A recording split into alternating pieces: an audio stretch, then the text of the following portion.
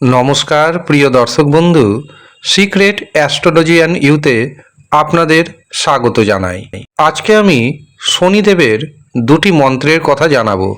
আপনারা যদি এই দুটি মন্ত্র সঠিকভাবে সঠিক নিয়মে উচ্চারণ করতে পারেন তবে খুব শীঘ্রই হবেন আরবপতি। বিশেষ করে যাদের জন্মকুষ্ঠিতে শনি রাহুযুক্ত, শনি কেতুযুক্ত, শনি চন্দ্রযুক্ত অথবা শনি রবিযুক্ত, তাদের জন্য এই দুটি মন্ত্র ভীষণভাবে কার্যকরী। এছাড়াও বর্তমানে যাদের শনির সাড়ে বা শনির ঢাইয়া রয়েছে, তারাও সঠিক নিয়মে যদি শনির এই মন্ত্র জপ করতে পারেন তবে শনির সাড়ে বা শনির ঢাইয়ার যে প্রকোপ, সেই প্রকোপ থেকে অনেকটাই মুক্ত রাখতে পারবেন নিজেকে। তবে আসুন আর দেরি না করে শনির দুটি মন্ত্র আপনাদের জানিয়ে রাখি এবং কিভাবে তা পাঠ করবেন তাও একে একে জানাবো। প্রথমেই আপনাদের শনির বীজমন্ত্র পাঠ করতে হবে।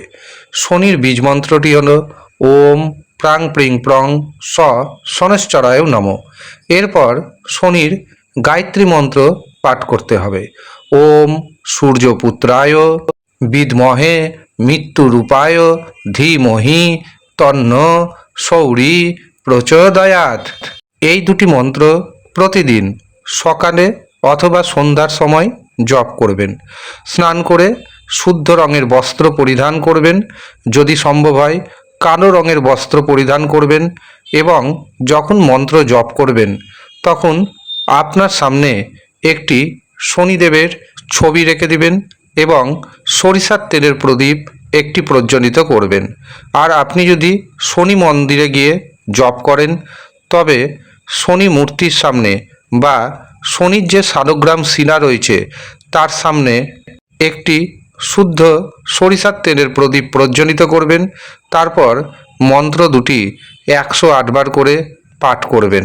দেখবেন শনির প্রভাবে যে দুঃখ কষ্ট রয়েছে সেই দুঃখ কষ্ট থেকে আপনি খুব সহজেই বেরিয়ে আসতে পারবেন। শনির কৃপা যখন আপনার উপর পড়তে শুরু হবে তখন আপনার অর্থনৈতিক সমস্যা তো দূর হবেই হবে এবং শনি আপনাকে এতটাই অর্থ দিবে যা চিন্তাভাবনার বাইরে। কিন্তু আপনি যদি এই শনি মন্ত্র পাঠ করতে না পারেন তবে শনি রক্ষা কবচ ধারণ করবেন, এতেও শনির প্রকোপ কমবে, শনির কৃপা দৃষ্টি পড়বে। শনির যখন কৃপা দৃষ্টি আপনার উপর পড়বে তখন আপনি হবেন আরবপতি। ধন্যবাদ।